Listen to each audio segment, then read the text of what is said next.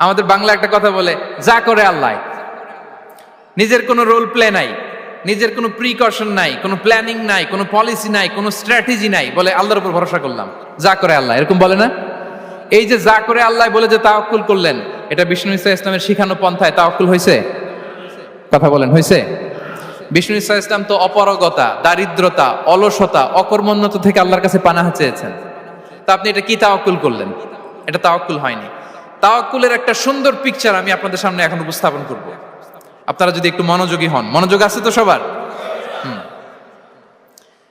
তাওয়াক্কুল কিভাবে করতে হয় আমরা একটু বিষ্ণু ঈসা ইসলামের বায়োগ্রাফি থেকে দেখি। রাসূল সাল্লাল্লাহু আলাইহি ইসলামের হিজরতের ঘটনাটা আমি 1 মিনিটে একটু আপনাদেরকে সংক্ষেপে শোনাই, যে তাওয়াক্কুল কিভাবে তিনি করেন। ইসলামে তাওয়াক্কুল হচ্ছে কর্ম শেষে ফলাফলের জন্য আল্লাহর উপর নির্ভর করা। কারণ আমি কাজ করলাম, ফলাফল পজিটিভও হইতে পারে, নেগেটিভও হইতে পারে, ওটা নির্ধারণ করবে কে? ফায়সালা দেয় কে?